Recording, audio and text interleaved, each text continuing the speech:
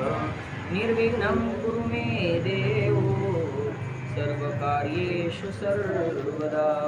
गुरुर्ब्रह्मा गुरुर्विष्णु गुरुर्देवो महेश्वरा गुरुर्साक्षात् परब्रह्म तस्मै श्री गुरुवे नमः। या कुन्देन्दुतुषारहारधवला या शुभ्रवस्त्रामृता या वीणावरदण्डमण्डितकरा या श्वेतपद्मासना या ब्रह्माच्युतशङ्करप्रभृतिर्देवैः सदा वन्दिता सा मां पातु सरस्वती भगवती निःशेषजड्यापहाम्। समचरणसरोजं सान्द्रनीलाम्बुदाभं जघननिहितपाणिं वन्दनं वन्दनानां तरुणतुलसीमाला कन्धरं कञ्जनेत्रं सदयधवलहासं विठ्ठलं चिन्तयामि। कैलासराना शिवचन्द्रमौळी फणेन्द्रमाथा मुकुटे झळाळी कारुण्यसिन्धो भवदुःखहारी तुझवीन शंभो। दिगंबराय दिव्याय दिव्यरूपधराय च सदोदित परब्रह्म दत्तात्रय नमोस्तुते। मनोजवं मारुतं तुल्यवेगं जितेन्द्रियं बुद्धिमतां वरिष्ठं वातात्मजं वानरायूथमुख्यं श्रीरामदूतं शरणं प्रपद्ये। सर्वमङ्गलमाङ्गल्ये शिवे सर्वार्थसाधिके शरण्ये त्र्यंबके गौरी नारायणी नमोस्तुते। प्रथम नमन करू गणनाथा उमाशंकराची आसुता चरणावरी ठेवूनी माता साष्टांगी आता दंडवत। दुसरी वंदू सारजा जे चतुराननाची आत्मजा वाक सिद्धी पाविजय सहजा तिच्या चरणोजा दंडवत। आता वंदू देव ब्राह्मण ज्यांचे पुण्य पावन प्रसन्न होते श्रोते जनतया माझे नमन दंडवत। आता नमो साधू सज्जन नित्य हृदय हरीचे ध्यान विठ्ठल नाम उच्चारिती जनतया माझे नमन दंडवत। आता नमो रंगभूमिका कीर्तनी उभी होती लोका टाळ मृदंग श्रोते देखा तया माझे नमन दंडवत। ऐसे नमन करुणी सकळा हरिकथा बोले बोबड्या बोला अज्ञानी म्हणून आपुल्या बाळा चालवी सकळा नामा मनी पुंडलिक वरदारी विठ्ठल श्री ज्ञानदेव गोपाल कृष्ण भगवान की जय। माऊली ज्ञानेश्वर महाराज की जय। जगद्गुरु तुकाराम महाराज की जय। संत शिरोमणी सावता महाराज की जय। श्री संत महाळू बाबा की जय। अत्रि ऋषी अनुसया माता की जय। नमः पार्वती पते हर हर हर महादेव। सेकंद पडणं सुरू झालेले थांबवायचं म्हणून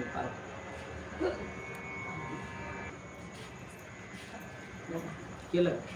गोपाल कृष्ण भगवान की जय। काल आपण 10वा अध्याय पाहला पूर्ण आणि 11व्या अध्यायाच्या काही ओव्या आपल्या झाल्या होत्या तिथपासून आपण त्या ठिकाणी पाहू। मला असं वाटतं धर्मराजांनी भीष्माचार्यांना प्रश्न विचारला होता या सृष्टीची उत्पत्ती कशी झाली रचना कशी झाली आणि मग आपण पाहिलं होतं सगळं महाविष्णू पासून अहंकार निर्माण झाला मग पंचतत्व पंचमहाभूत आहे ना एक एक एक एक एक एक कशी त्या ठिकाणी वाढ झाली। चला काहीतरी प्रश्न होता शेवटच्या टप्प्यामध्ये तो प्रश्न आपण पाहणार आहोत। तव भारद्वाज करी विनंती की स्थावर जंगम उत्पत्ती जंगमी पंचभूते असती स्थावरी न देखीजे हा प्रश्न होता आपला आहे मामा। शेवटच्या टप्प्यामध्ये हा प्रश्न त्या ठिकाणी झाला होता। भृगुमने ऐक वचन वृक्ष यद्यपि असे घन तथापि अंतर्गत गगन असे व्याप्त। तर ते म्हणतात भृगु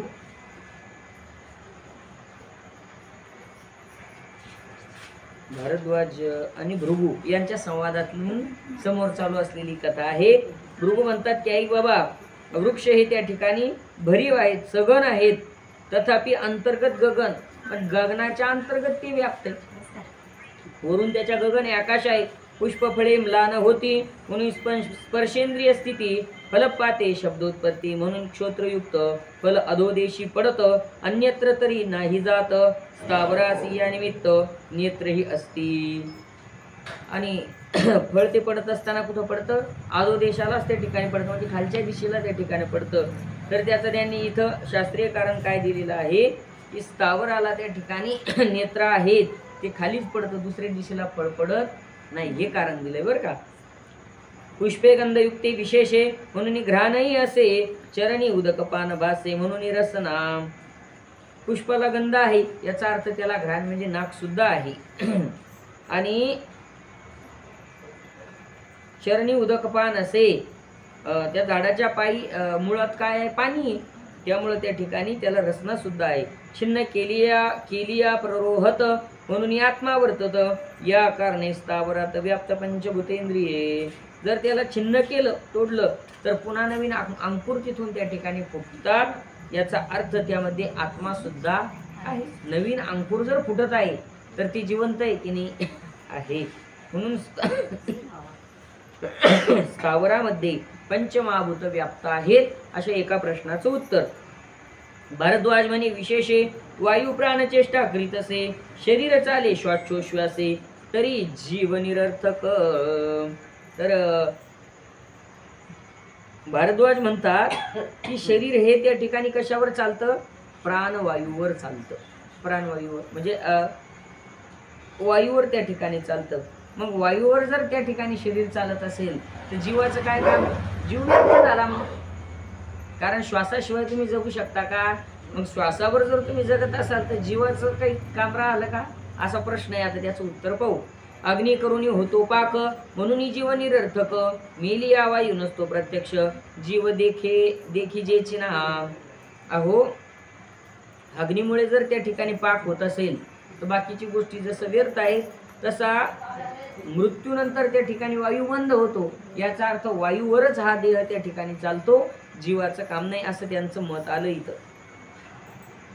तव भृगु म्हणे पाही, जीव तरी नाशत नाही, शरीरापासून सही जातो शरीरांतरी. भृगु त्यांना उत्तर देत आहेत भारद्वाजांना, अरे बाबा, जीव हा नाशत नाही, म्हणजे तो संपत नाही. तो एक देह संपल्यानंतर नवीन देहामध्ये त्या ठिकाणी प्रवेश करतो, परंतु वायू हा त्या देहाबरोबरच संपतो. शरीरामध्ये जो पंचभूतामध्ये जो वायू व्याप्त असतो, तो वायू धनंजय नावाचा वायू. 11 प्रकारचे वायू असतात शरीरामध्ये वेगवेगळे बरं का. आपण श्वास घेतो हा प्राणवायू आहे. असे 11 प्रकारचे वायू. ढेकर येतो तो वेगळा वायू आहे. शरीराची वेगवेगळ्या क्रिया घडतात.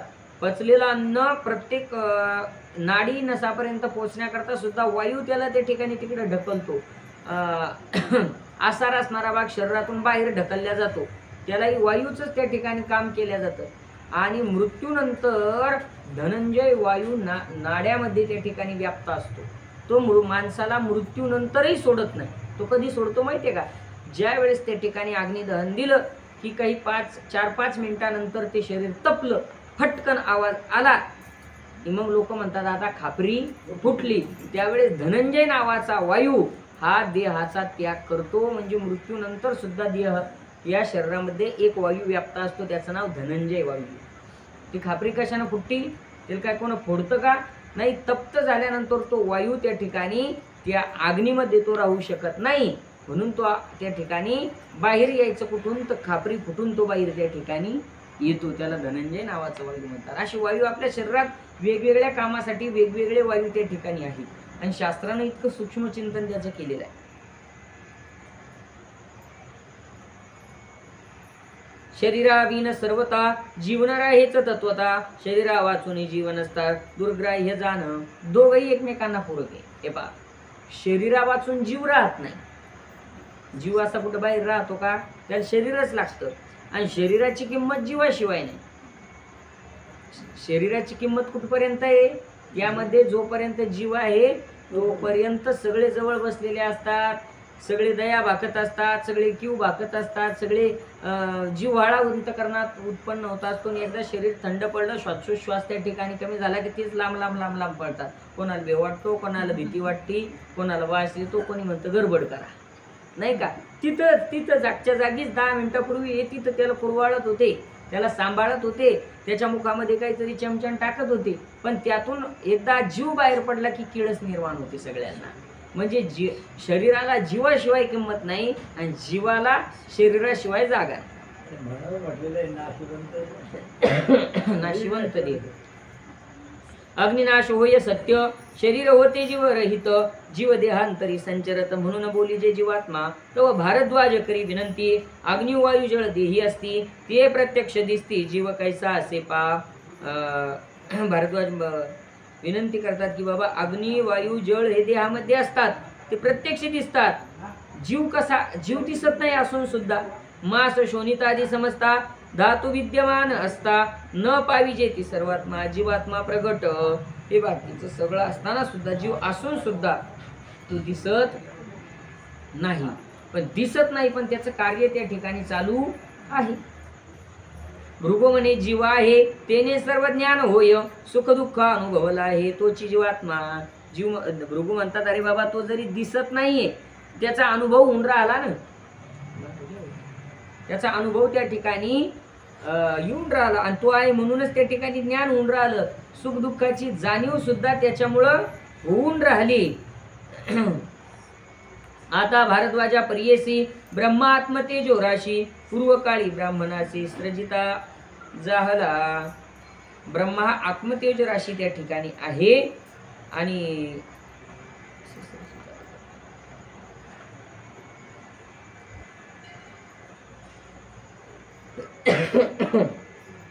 यापासूनच त्या ठिकाणी ब्राह्मणाला सुद्धा त्या ठिकाणी ब्रह्मदेवादिकांना सुद्धा ज्ञान आत्मचिंतन केल्यानंतर जीवात्म्यापासूनच त्या ठिकाणी झालं.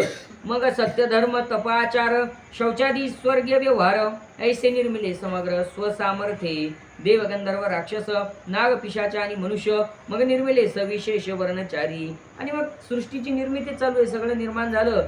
सत्य धर्म तप आचरण शौचादी स्वर्ग नरकादी व्यवहार देव गंधर्व राक्षस पिशाच मनुष्य हे सगळे चारी वर्ण निर्माण झाले. मागुती भारद्वाज पुस्ता होय की वर्णवेदी कारण काय ते सांगावे लवला आहे. मग भृगु बोलिला. भारद्वाज म्हणतात की अहो हे 4 वर्ण केले, भेदभाव कशाला केला बरं? कारण हा ब्राह्मण श्रेष्ठ, त्यानंतर क्षत्रिय वैश्य शूद्र कनिष्ठ, हा वर्णाचा भेद त्या ठिकाणी का केला? तसं कनिष्ठ श्रेष्ठ कोणी नाहीये. मुळात शास्त्राने श्रेष्ठ कनिष्ठ कोणाला मानलेलं नाही, फक्त कर्मानुसार त्याची भाग पडलेली आहेत. तुम्हाला खरं सांगू का, आता सुद्धा आहे वर्ण व्यवस्था, फक्त आता त्याचे नाव बदललेली आहे. जुन्या काळात आता लोक म्हणतात, हे सुशिक्षित लोक म्हणतात की त्या काळात वर्ण व्यवस्था होती, आता वर्ण व्यवस्था नाही. तसं नाही, आता सुद्धा वर्ण व्यवस्था आहे. ब्राह्मण म्हणजे A1 क्लासचा अधिकारी म्हणजे ब्राह्मण, जास्त पगार आहे त्याला. मध्यम त्या ठिकाणी सेकंड क्लासचा असला तो वैश्य, व्यापार करणारा वैश्य नाहीत का. आणि आर्मी मधली जी काही मंडळी आहे ते क्षत्रिय आणि बाकी यांच्या. मग आता A1 क्लास अधिकाऱ्याच्या हाताखाली सेवक लागत नाहीत का? एखादं मोठं ऑफिस आहे, आता जिल्हाधिकारी ऑफिस आहे, तो जिल्हाधिकारी सगळं काम करणार का? तो ऑफिसमध्ये 11 वाजता येतो, त्याच्या अगोदर 9 वाजता तिथल्या सेवकांना येऊन झाड झूड टेबल वगैरे सगळं व्यवस्थित करावं लागतं. हाताखाली काम करतात ते शूद्र. ही वर्ण व्यवस्था पहिल्यापासून चालत आलेली आहे, आता फक्त त्याचे नाव बदललेले. पण कुणाला तरी शूद्राचं काम करावंच लागतं. शूद्र म्हणजे काही कमी नाही, कमीपणा नाही त्यामध्ये. आपण त्यामध्ये त्या ठिकाणी समजूत आणलेली आहे की शूद्र म्हणजे कमीपणा नाही. नाही, उलट शूद्राशिवाय कोणताच व्यवहार चालत नाही. मजुराशिवाय शेती होतच नाही, मजुराशिवाय व्यापार होत नाही, मजुराशिवाय कोणतंही मोठं काम होत नाही. म्हणून शूद्र हे कमी नाही, फक्त कर्मानुसार त्याचे वेगवेगळे त्या ठिकाणी नावं झालेली आहेत. हे म्हणतात ते निर्माण का केले? 4 भाग ऐका. म्हणे सर्व स्थावर जंगम हे ब्रह्मरूपची सम, विलक्षण कर्मे करून उत्तम असे वर्णभेद. अरे बाबा, हे सगळं स्थावर जंगम ब्रह्मरूप सम आहे, सगळे सारखेच आहे, पण कर्मे करून वर्णभेद आहे. कर्मानुसार आता नाही सांगितलं का, मी तेच सांगितलं. त्याच्या कामानुसार भेद आहे. आणि जर भेद केला नाही तर कामच चालत नाही. व्यवहार चालत नाही. मला सांगा, जिल्हाधिकाऱ्याला जर समजा 2.5 लाख रुपये पगार आहे, तर झाडणाऱ्याला 2.5 लाख रुपये पगार देता येईल का? मग भेद करावा लागला की नाही? करावाच लागेल. आमच्या आर्मीतल्या व्यक्तीला जर 60,000 रुपये पगार आहे, तर त्या ठिकाणी त्याचे कष्ट तितके लाखापर्यंत पगार आहे काहींना. किती त्याग आहे, किती कष्ट आहे, घरादाराचा त्याग आहे, जीवावर खेळावं लागतं. मग कोणी एखाद्या ऑफिसमधला एखादा जो कारकून येतो म्हणून मला का तितका पगार नाही? नाही, तुझं कर्तव्य तेवढं नाही. तू कुटुंबात ते कुटुंबाला सोडू नये. तुझी रिक्स तेवढी नाही, त्यांची एवढी रिक्स आहे. भेद करावाच लागला. भेदाशिवाय त्या ठिकाणी व्यवहार चालत नाही. तुमच्या घरातही भेद आहे. कुणाला तरी सासू व्हावं लागतं, कुणाला तरी सून व्हावं लागतं, कुणाला तरी मुलगा व्हावा लागतो. जर भेद नाही केला तर सगळेच कारभारी होती, आणि सगळेच कारभारी झालीत, घर चालेल का? भेद केल्याशिवाय, त्यात भाग केल्याशिवाय व्यवहार चालत नाही. म्हणून एक कर्मानुसार भेद केलेले. पण हे भेद केले म्हणजे याच्यात कमी जास्तपणा नाही, हे कर्मासाठी फक्त. याच्यात असं नाही समजायचं की जिल्हाधिकारी झाला त्याचा पगार जास्त आहे म्हणजे तो कोणी वेगळा नाही. नाही, जीवात्मा आत्मतत्वान जर पाहिलं तर सगळे सम आहे. कर्मासाठी, व्यवहारासाठी भेद केले. फळरोज सुरू झालं कर्माचं फळ. गोपाल कृष्ण भगवान की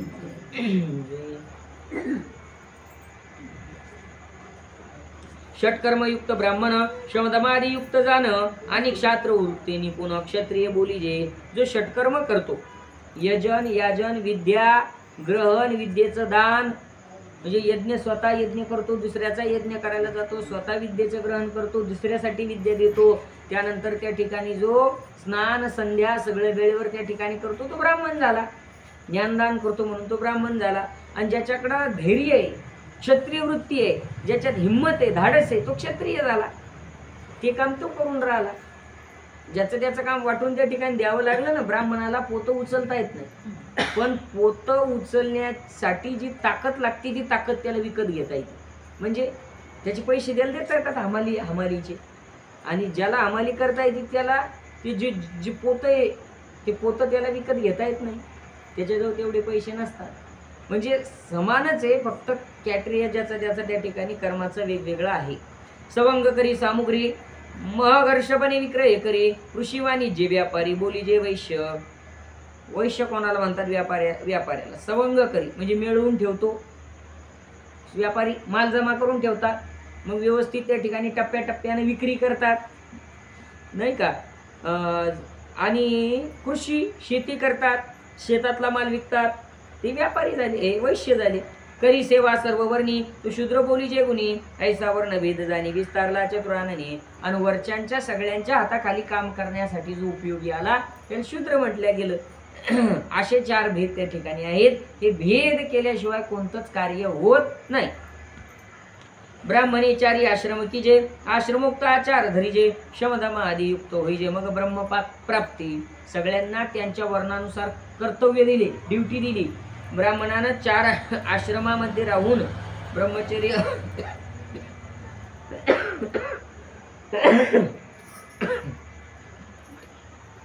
ब्रह्मचर्य, ग्रहस्थ, वानप्रस्थ आदी आश्रमाचे धर्म पाळले पाहिजे. शमदमाने युक्त होऊन मग त्याला ब्रह्मतत्वाचं ज्ञान त्या ठिकाणी होऊ शकतं. ऐसा भृगु शब्द ऐकला भारद्वाज संतोषला. हा इतिहास सांगितला भीष्मदेवे. तव विनविले कुंती सुते. हे जग प्रळयी कोणाते पावत असे ते सांगा माते आणि अध्यात्म निरूपा. अशा प्रकारे त्या दोघांचा संवाद संपला. भृगु आणि भारद्वाजांचा. त्यांना संतोष वाटला. पुढे भीष्माचार्यांना कुंतीसूत म्हणजे धर्मराजा नवीन प्रश्न विचारतात की ज्यावेळेस ही सृष्टीचा प्रलय होतो, ही संपती, ही जी घडवलेली ही एक वेळेस संपत असते. आपण पाहिलं जी निर्माण झालेली वस्तू ही तिचा नाश ठरलेला आहे. फक्त प्रत्येकाचा काळ वेगळा आहे नाशाचा. प्रत्येकाचा काळ सारखा प्रत्येक जीवाचा काळ सारखा नाही. कुत्र्याचं आयुष्य कमी जास्त आहे तितकं मांजरीचं नाही, किंवा त्या ठिकाणी मनुष्याचं वेगळं आहे, बैलाचं वेगळं आहे. आणि या निर्जीव वस्तूचं सुद्धा आयुष्य वेगळं आहे, नाही का? सिमेंटचं आयुष्य 100 वर्षाचं आहे. माती अमर आहे, अमर म्हणतो आपण पण अमर नाही. शेवटी तिचा सुद्धा एक वेळ प्रलयांती तिचाही नाश त्या ठिकाणी ठरलेला आहे. तर मग हे शेवटी त्या ठिकाणी हे सृष्टी कशात विलीन होती, एकरूप कशात होती? जसं घट हा शेवटी मातीत विलीन होतो, तशी ही सृष्टी कशात विलीन होती ते आम्हाला सांगा, त्याचा अध्यात्म आम्हाला निरूपा. यावरी भीष्म म्हणे सविशेष अध्यात्म जाणून पुरुष सौख्य पावतो. ऐक संक्षेप वाक्ये. प्रथमता पंचभूते सृजिली श्री आदिनाथे, मग अपरे समजते भूते सृजिली. तर ऐक म्हणे थोडक्यात. पंचमहाभूत त्या ठिकाणी सुरुवातीला उत्पन्न त्या ठिकाणी झाली. शब्दगुण आकाशी, स्पर्शगुण वायुशी, रूप तेजी पर्येसी, जळी रसगुण. तर प्रत्येक पंचमहाभूताचा एक एक गुण आहे. जे 5 पंचमहाभूत आहे आणि पंचविषय या प्रत्येकाचा एक वेगवेगळा गुण आहे. ऐका तुम्ही, तुम्हाला सांगतो आता. आकाशाचा शब्द हा गुण आहे. आपला जो शब्द आहे हा शब्द त्या ठिकाणी माझा तुमच्यापर्यंत का जातो त्याचं कारण माहिती आहे का? तर त्याचं कारण आहे आकाश. आकाश म्हणजे पोकळी, मध्ये पोकळी म्हणून माझा शब्द तुमच्यापर्यंत जातो. मधातली पोकळी जर संपली म्हणजे एक घर जर आड आलं, पोकळी संपली ना, तर शब्द त्या ठिकाणी त्याची तीव्रता कमी होते. 2-3 घरं आले की शेवटी त्या शब्दाचा शब्द ऐकू येत नाही. नाहीतर मग तुम्ही इथं बसले असतील, मी आमच्या स्लॅपहून त्या ठिकाणी पोथी सांगणं सुरू केली असती, ऐकू आलं असतं का? ऐकू आलं असतं. पण आकाश त्या ठिकाणी हे मधातले जे इतर गोष्टीमध्ये आल्यामुळं त्या ठिकाणी शब्द त्या ठिकाणी तुटला. शब्दाला काय पाहिजे? तर पोकळी पाहिजे, आकाश पाहिजे. आकाशाचा गुण शब्द आहे. पहा दुसरा स्पर्श गुण वायुशी. वायूचा गुण स्पर्श आहे. शीत वारा का उष्ण वारा कशाहून कळतो? रंगाहून. कशाहून कळतो? रंगाहून कळतो ना, नाही का? नाही बघा, लक्षात नाही आलं. तर वायूचा गुण हा स्पर्शाहून कळतो. व गरम हवा सुटली, थंड हवा सुटली, ही स्पर्शाहून कळते, ही रूपाहून कळत नाही. तिसरं त्या ठिकाणी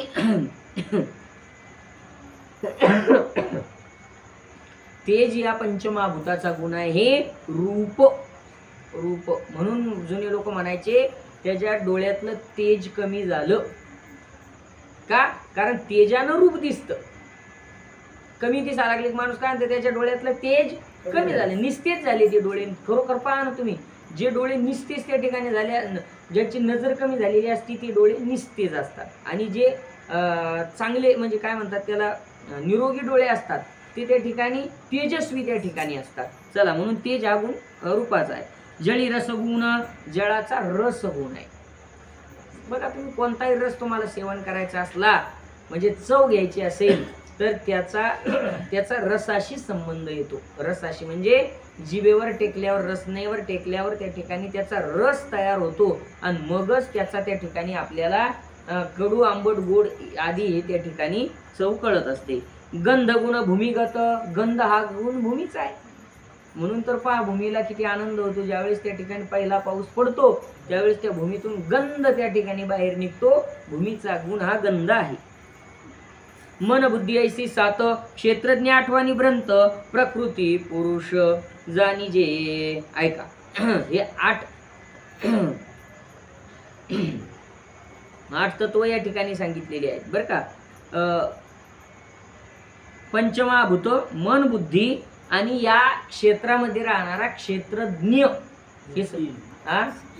असे 5 आणि 3 8 झाले.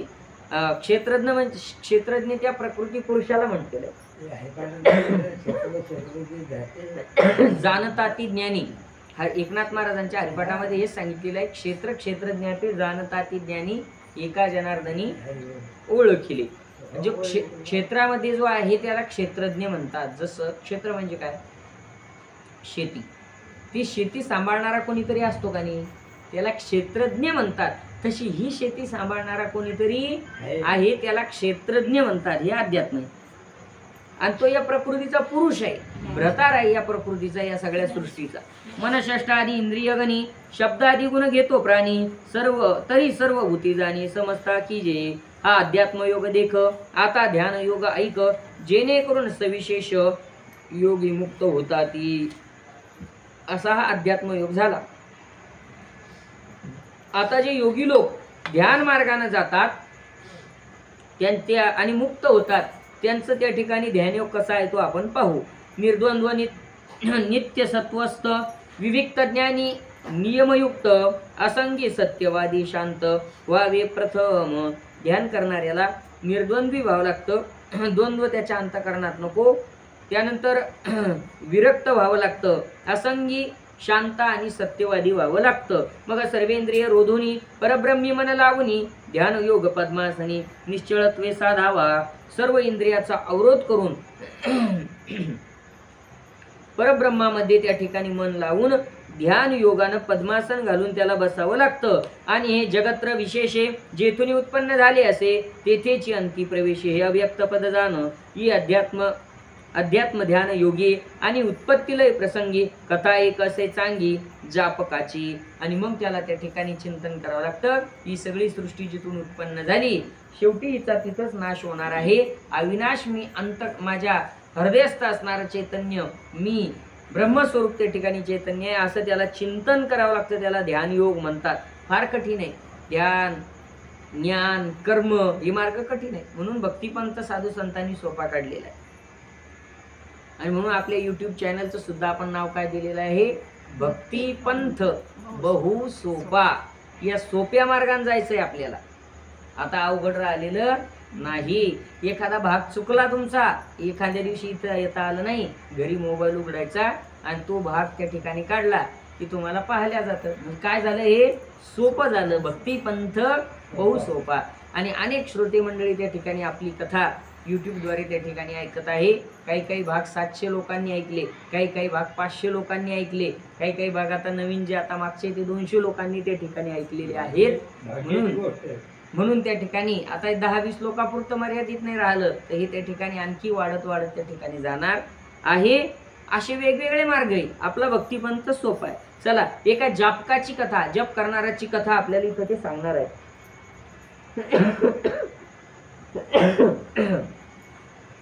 काळू नामे ब्राह्मण एक दुजा सूर्यात्मज इक्ष्वाक याचा संवाद आलोक सांगत असे. एक काळू नावाचा ब्राह्मण आहे आणि त्याचा संवाद सुरू आहे सूर्याचा पुत्र इक्ष्वाकू यांच्या सोबत.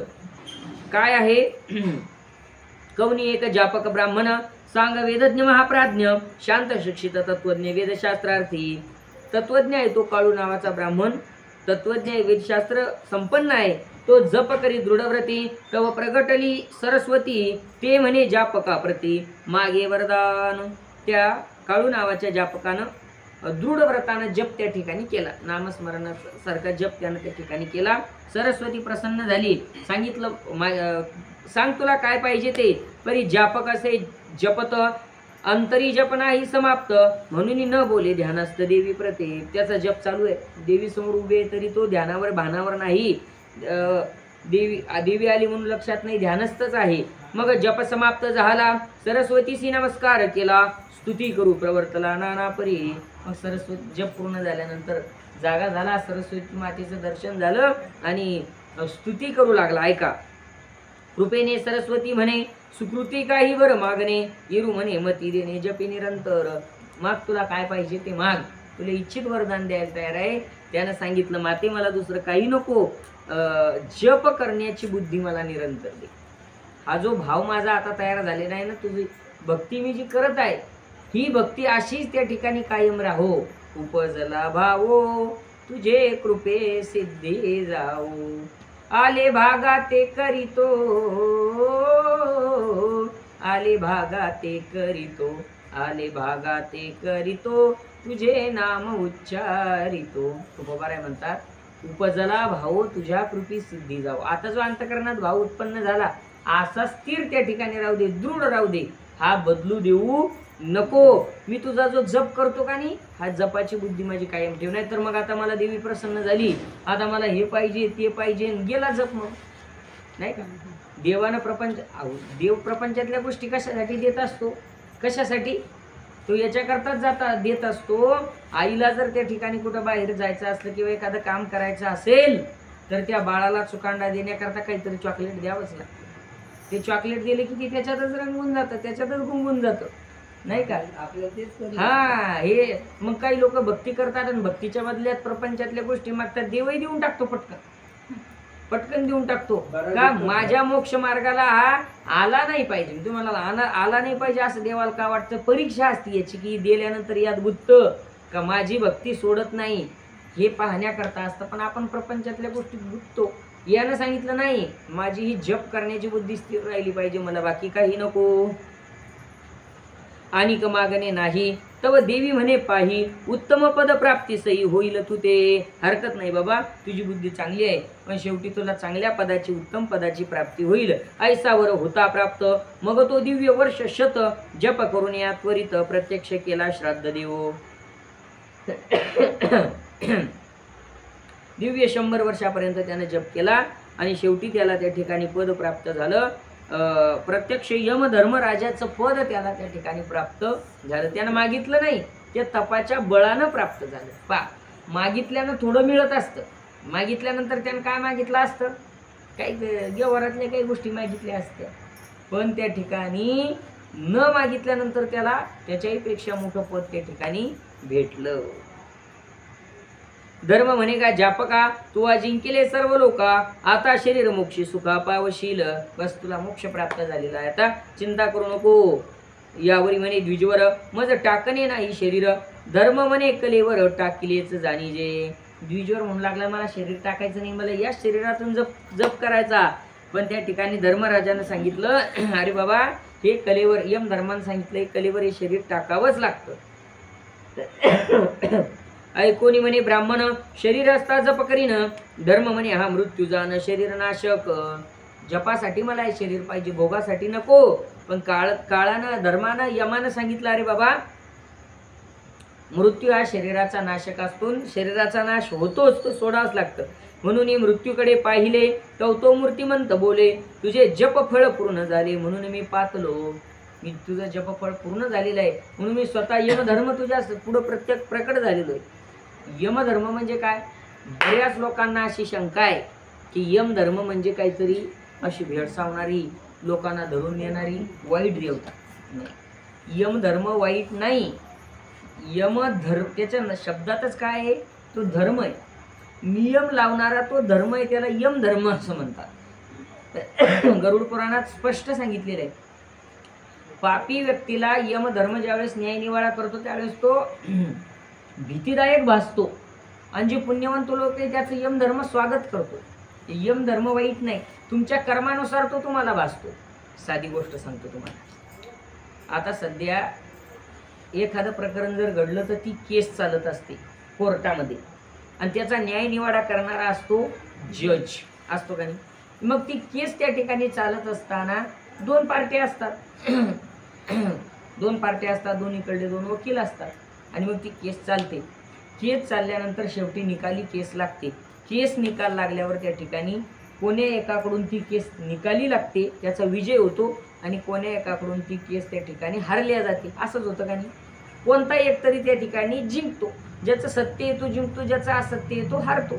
मग त्यावेळेस त्या दोघांची विचार सांगतो तुम्हाला. जो हरला तो म्हणतो काहीतरी साहेबानं पैसे खाल्ले, त्याचं चुकीचं असतं, पण जगाला सांगावं लागतं त्याला काय आमचं खरं होतं, पण काहीतरी पुढच्या पार्टी जरा दांडगी द्या, पैसे भरले, आणि त्याच्यामुळं आमची केस त्या ठिकाणी हरली.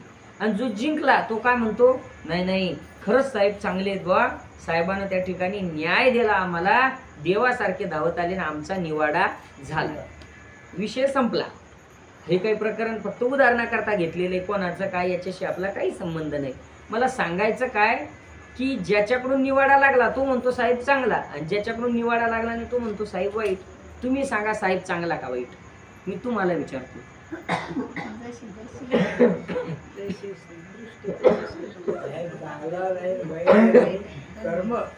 साहेब चांगलाही नाही आणि वाईटही, त्यानं सत्य असत्य जाणलं आणि त्याचा न्याय निवाडा केला. तसा यम हा चांगलाही नाही वाईटही नाही. ज्यानं वाईट कर्म केलं त्याला तो वाईट भासतो, आणि जो सत्मार्गाने गेला त्याला तो वाईट भासत नाही. म्हणून यम धर्म त्याच्या पुढे उभा आहे. तो पुण्यवंत होता, त्याला सांगितलं बाबा अरे देह टाकावा लागतो, चाल माझ्यासोबत, मी आधारानं तुला न्यायला आलेलो आहे. थोडं विषय अंतर होता, अशा काही गोष्टी सांगायला लागलो होतो. माहिती होती नाही का. लांबतं मग वेळ लांबतो आपला. चला काय हरकत नाही, विषय आला तर तो निरूपण करावाच लागतो. आता तुझ मी नेईन मग म्हणे तो ब्राह्मण, मीच पूर्वील काळ जाण अंत करता. मग तो लागला मी तुला नेणार आहे, तुझा वेळ संपला. तर तो ब्राह्मण म्हणतो अरे मीच पूर्वीचा काळ आहे, मीच अंत करणार आहे. मग केली मृत्यूस्तुती कवी येऊन इक्ष्वाकू भूपती, पुसता झाला दोही प्रती. स्वागत प्रश्न.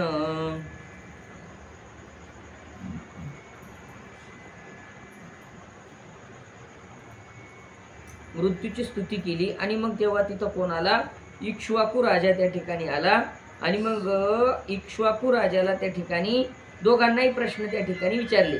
राजा म्हणे वया कारणे मज प्रति काही मागणे, तव बोलिले ब्राह्मणे मज इच्छा नाही. आणि तो इक्ष्वाकू तिथं आला आणि त्यांनी विचारलं काय पाहिजे तुम्ही मला मागा. त्यावेळेस त्या ठिकाणी ब्राह्मण म्हणू लागला मला काही नको, तू आद्यावे आणि कासी काही मागीजे मजची पासी, ते मी देईन निश्चयशी. तव इक्ष्वाकू बोलिला तुला काय पाहिजे ते सांग राजा. म्हणे मी क्षत्रिय वंशज पाही, देहे वचन जाणत नाही, मज युद्ध सांगे सई. तव म्हणे ब्राह्मण. तो म्हणू लागला इक्ष्वाकू अरे मला काही नको, मला काही पाहिजे असं नाही, मी क्षत्रिय असल्यामुळं माझी इच्छा होती युद्धाची फक्त. आता परस्परे नाही उत्तर, यावरी म्हणे नृपवर तुझे जपाचे फळ समग्र देई माते. आणि म्हणून मला बाकी काही नको, पण राजा म्हणतो त्या ठिकाणी तुझ्या जपाचं फळ मला या ठिकाणी तू दे त्या ब्राह्मणाला. बहुत बरवे म्हणे ब्राह्मण, तव बोलिला नृपनंदन, तुझ हो वावे कल्याण. मी जात असे वचन दिलं होतं काय पाहिजे ते माग. त्यानं ते जपाचं पुण्य ते इक्ष्वाकू राजाला त्या ब्राह्मणानं दिलेलं आहे. आणि तो निघाला. परी या जपाचे फळ सांगिजे, ऐकून म्हणितले द्विजे, की मी जपाचे फळ जे जाणत नाही. बाबा तुम्हाला हे जपाचं पुण्य संकल्प करून दिलं, याचं फळ काय ते तर सांग, हे जपाचं फळ काय सांग. तर तो जप करणारा काळू ब्राह्मण म्हणू लागला मला या जपाचं फळ माहीत, पुण्याची गणना कोण करी. या पुण्याची गणना होत नाही, गणना म्हणजे मोजमाप. याचं काय महत्व आहे ते मी सांगू शकत नाही. मी तुझे दिलेले जपफळ हा वैवस्वत आणि काळ साक्षी असोत तव भोपाळ बोलता जाहला. मी तुला हे जपफळ दिलं याकरता साक्षी हा मला न्यायला आलेला जो काळ आहे हा साक्षीभूत आहे. त्यावेळेस त्या ठिकाणी काय म्हणतो राजा म्हणे जपफळाचे काही मजलागी प्रयोजन नाही. विप्र म्हणे तू आपाही दे ऐसे म्हणितले, जे म्या तुझं दिले जाण ते अनृत न होय वचन, अगा असत्या परिस गहन पातक नाही. बाबा मी तुला हे दिले ना हे खोटं नाहीये, कारण मी खोटं बोलत नाही. मी जप करणार आहे, मी माळ घातलेली आहे, मी रोज त्या ठिकाणी देवाला पाणी घालतो, रोज पुठी ऐकतो, त्याच्यामुळे मी खोटं बोलणारा चाटा मारणारा नाही असं तो जापक त्या ठिकाणी सांगू लागला. त्यामुळे तुला फळ देणार आहे. तरी तो अंगीकार करावा काजे मागितले तुवा, आता न म्हणता सद्भावा उचित नव्हे. आता तू याचा अंगीकार कर, नाही म्हणू नको. सत्य करून प्राण्याव्रती जे श्रेष्ठ लोक पावती, ते यज्ञ दानादी निश्चितीन शक्ती पावो. सत्य फार श्रेष्ठ आहे. सत्य एकाक्षर ब्रह्मजान, सत्य एकाक्षर तपपूर्ण, सत्य एकाक्षर यज्ञ, एकाक्षर श्रुत.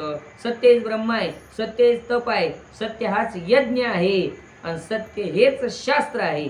सत्याला फार किंमत आहे. सत्यवेदी जागृत सम, सत्य घडती तप धर्म, वेद अंगी वर्णाश्रम, सत्य करुणी अग्निवायू गवस्ती, सत्य गमन करिता ती, म्हणून तप फळ म्हणून रक्षावे भ्रूपती. तू सत्य. सगळे पंचमहाभूत सत्यत्वानं तर वागतात.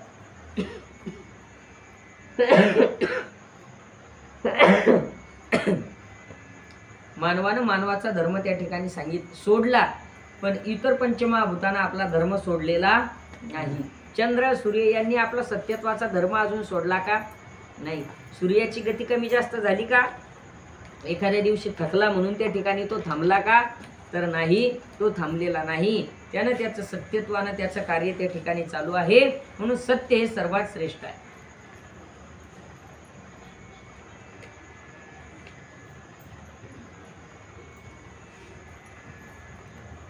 पंढरीनाथ भगवान की जय. जरी सत्य सांडशील तर यदपात होईल, येरू म्हणे मी क्षत्रिय कुळ, माझे तप फळ तू घेई. तो म्हणू लागला सत्य सांडलं सोडलं तर अधपात होईल तुझा नाश होईल. त्यानं सांगितलं नाही मी क्षत्रिय आहे माझ्याही तपाचं फळ तू घे. ऐसा उभयावाद करिता वैवस म्हणे द्विजसुता तुझं दान फळ झाले आता राव होई स्वफळ पावला. हेच दोघांचं कोण ऐकत होता? यमधर्म वैवस्वत नाव आहे त्याचं. तो ऐकत होता. तो म्हणू लागला की ब्राह्मण पुत्रा आता तू तुझं त्या ठिकाणी जपाचं पुण्य सुद्धा त्याला दिलेलं आहे त्याने घेतलेलं आहे. मग झाली स्वर्गवाणी म्हणे वादन करा कोणी पावले तर तुम्ही दोन्ही फळे आपुलाली. स्वर्गातून शेवटी वाणी झाली का रे बाबा दोघही त्या ठिकाणी तुम्ही सत्यत्वानं वागणारे होते. एक सत्यत्वानं वागत होता आणि एक जप करत होता. दोघांचेही फळ त्या ठिकाणी श्रेष्ठ आहेत. दोघांनाही आपापली फळ मिळालेली आहे. राव म्हणे नाही परियसी स्वर्ग फळेच्या मासी मी तप केले त्याची तुझसी देतो आता.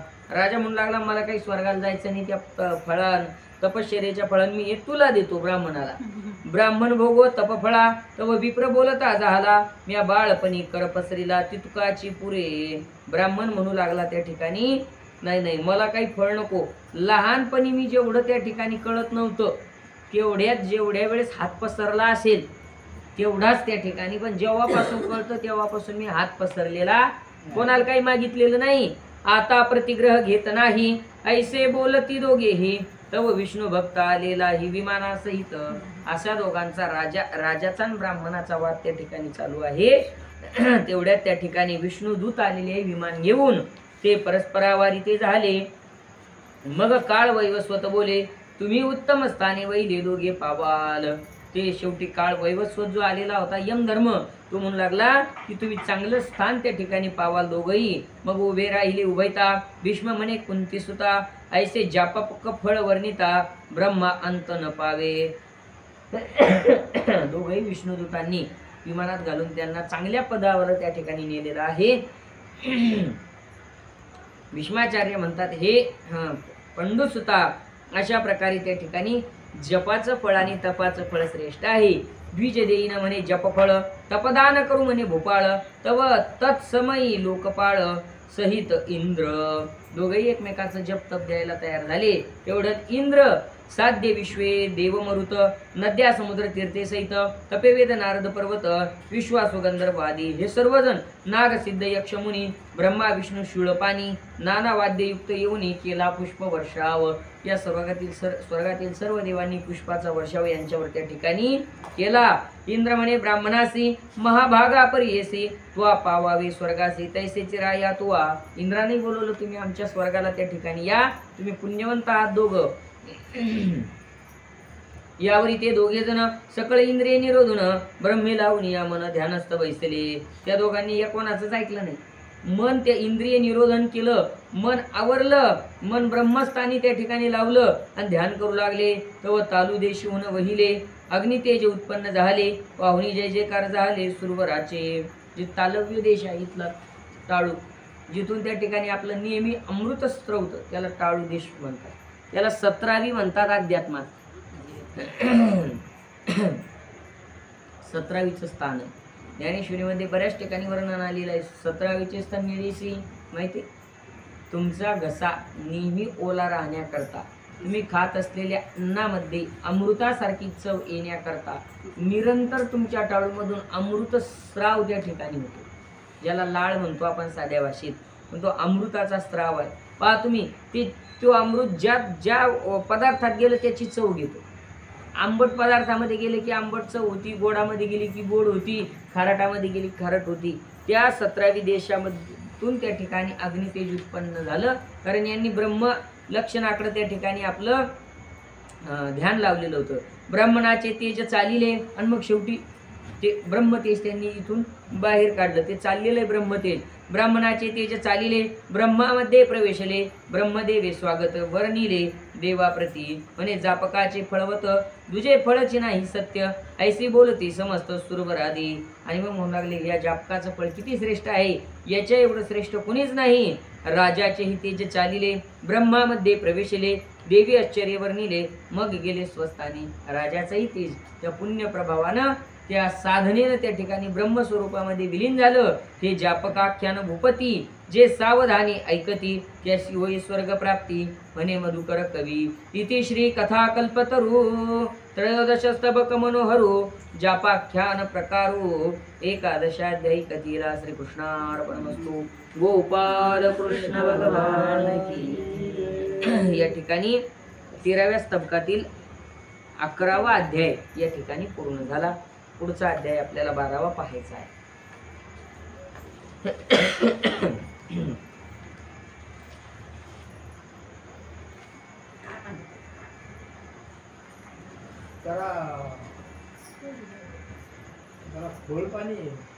अध्यात्मशास्त्र आहे.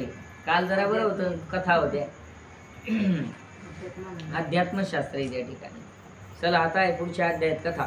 चला उठा, जागे व्हा. श्री गणेशाय नमः. देवव्रतासी म्हणे धर्म जे ज्ञान योग यम नियम त्याचे सांगा फळ धर्म आणि भूते कैसी जाणावी. आता आम्हाला तुम्ही ज्ञान योग यम नियम आसन ध्यान धारणा आहार प्रत्याहार या गोष्टी त्या ठिकाणी सांगा. आणि भूत कशी निर्माण झाली ते सांगा. कोणते भूत पाहू आता पुढे कोणते येतं. तव म्हणे म्हणून बृहस्पती ते कुशिले होते याचे प्रश्न ते. मग बृहस्पती तया ते सांगता झाला. बृहस्पती म्हणूनचा संवाद आहे. म्हणे इष्ट आणि अनिष्ट सुख असुख प्रकट या पासव वियुक्त स्पष्ट तोचे ज्ञान जाणावा. योग्य अयोग्य सुख दुःख यापासून वेगवेगळं चांगलं वाईट जो त्या ठिकाणी बाजूला करण्याची ज्याच्यात ताकद आहे त्याला ज्ञानयोग असं म्हणतात.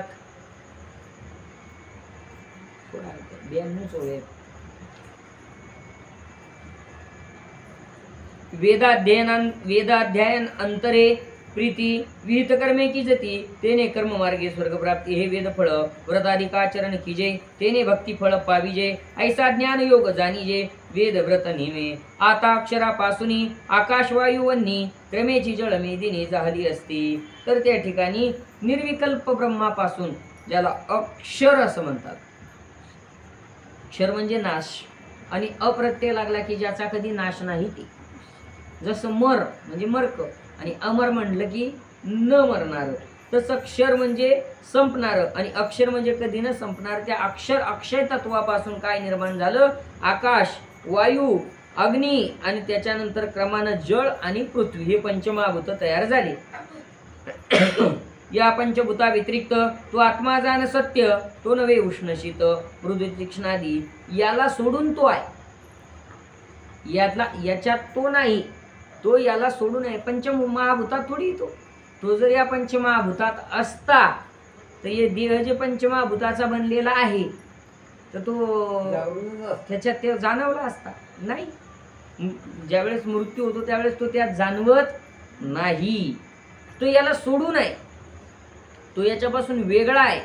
फक्त त्याने याच्यातलं एक ठिकाण ठरवलेलं आहे. तिथं राहायचं आहे काही काळ कर्म प्रारब्धानुसार.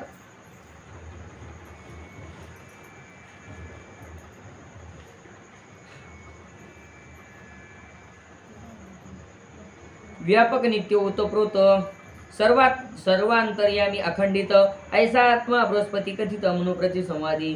यावर युधिष्ठिर पुसत ब्रह्मादि करुणी समस्त उत्पत्ती सांगा यथार्थ तव म्हणे भीष्म.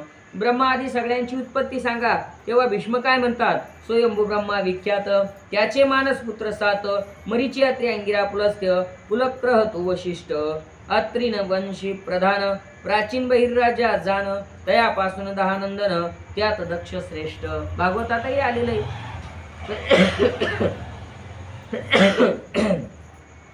महाविष्णूपासून ब्रह्मा आणि त्याचे 7 मानसपुत्र आहेत. ब्रह्मदेवाचे मानसपुत्र. मानसपुत्र म्हणजे इच्छा केली 7 त्या ठिकाणी मानसपुत्र तयार झाले. कोणकोणते ऐका. मरीची अत्रि अंगिरा पुलस्त्य पुलहकृतू आणि वशिष्ठ. आणि पुढं अत्रि वंशामध्ये अत्रि वंश प्रधान त्यामध्ये प्राचीन बहिर्राजा. त्याच्या पुढे त्याला 10 मुलं झाली. त्या दक्ष श्रेष्ठ आहे. दक्ष प्रजापती दक्ष सतीचा पती अशी ती वंश परंपरा आहे. मरीची पुत्र अरिष्टनेमी तोची कश्यप त्याचा अत्रि नाम तत्पुत्र सोम सोमाचा आर्यम त्याचा शशबिंदू. ही वंश परंपरा मागही कथा कल्पतरूत आलेली बघा. मरीचीचा अरिष्टनेमी तो त्याचा कश्यपाचा आत्री, कश्यपापासूनच त्या ठिकाणी दितीपासून दैत्य झाले आणि आदितीपासून देव झाले. ती कश्यप दितीची कथा त्या ठिकाणी येत नाही का?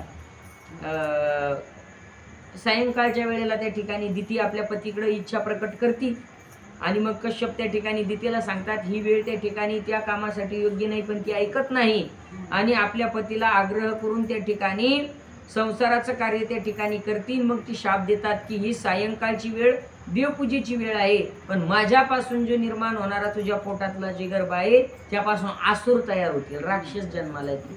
म्हणून ते हिरण्यकश्यपू हिरण्याक्ष या आसुर त्या ठिकाणी तयार झाले. ती दिती आणि आदिती ही चांगल्या स्वभावाची होती, तिच्यापासून देव झाले.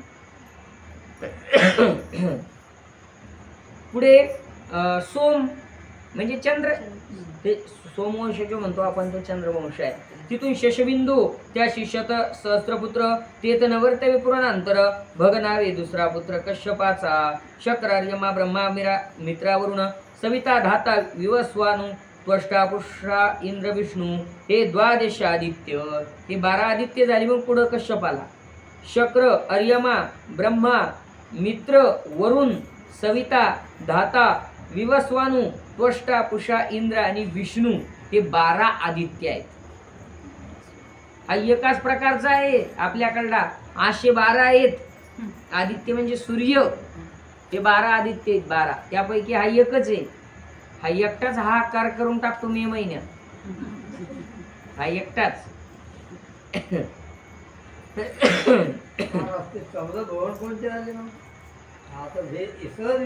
हा हा उद्या सांगतो त्याचे नाव, म्हणजे क्रमशः त्या ठिकाणी ते पाठ नाही.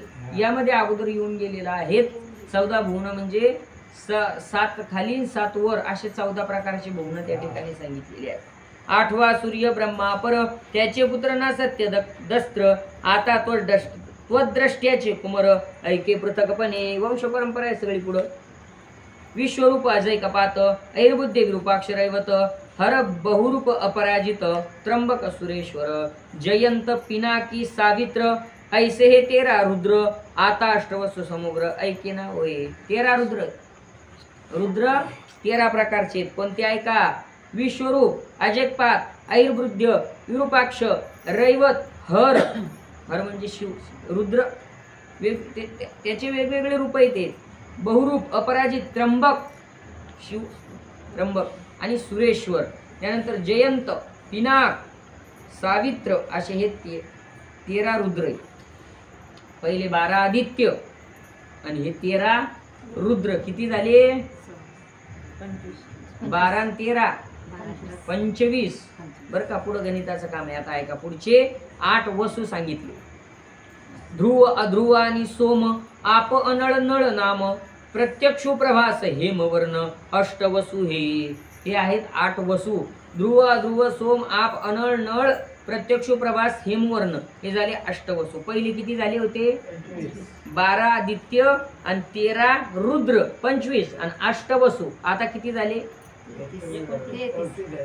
नाही 25 आणि 5 30 आणि वरचे 3 33. याला म्हणतात हिंदू धर्मातले 33 कोटी देव. हे 33 कोटी. 33 कोटी म्हणजे 33 करोड नाही, कोटी म्हणजे प्रकार. हे 33 प्रकारचे देव आहेत. म्हणून लोक म्हणतात का हिंदू धर्मात 33 कोटी देव आहे. इतकी देव असतात का? की इतकी देव नाही आमचे. 31 करोड नाही, ते 31 कोटी आहेत. आणि हे या सगळ्या सृष्टीची रचना त्या ठिकाणी सांभाळतात. याला 33 कोटी म्हणतात. कोण जरी विचारलं तर 12 13 8. आणि या सगळ्याकडे कामं दिलेले आहेत. यांचं मूळ एकच आहे, फक्त यांच्याकडे कामं दिलेले आहेत. चला 12 आदित्य 8 वसू 8 वसू झाले 33. हे मुख्य देव जाणावे प्रातकाळी स्मरण करावे. आता दिशा ऋषी ऐकावे संक्षेपता. आता काही दिशेचे वेगवेगळे ऋषी आहेत ते ऐका. पवकृत्य रैव वर्ष अवर्षावसो अजिष्ट कक्षी अनळ परावशो अंगिरस ऋषी विशेषू हे प्राची दिशे. प्राची दिशा म्हणजे पूर्व दिशा.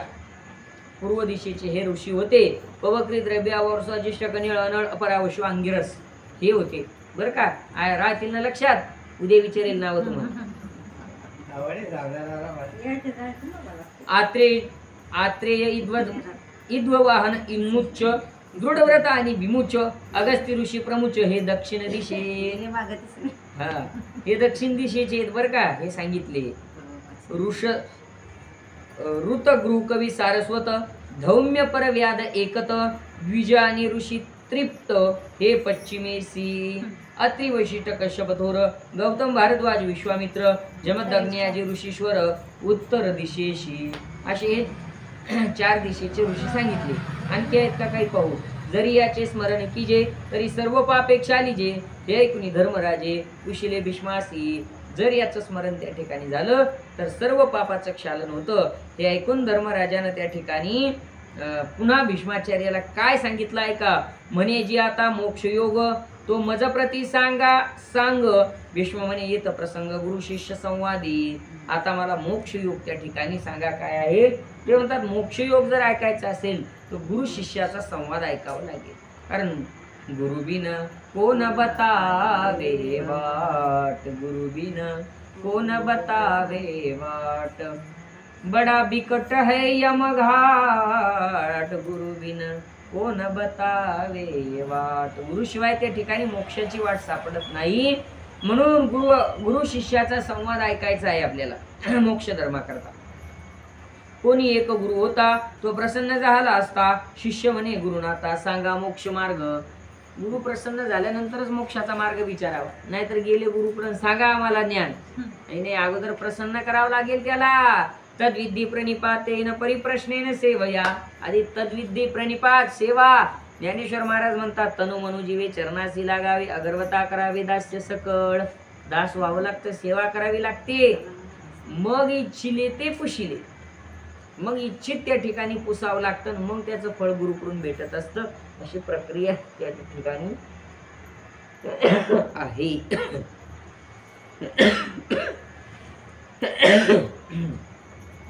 मग गुरु म्हणे आपण शिष्य ऐके सावधान या विश्वाचा अधिकारण वासुदेव.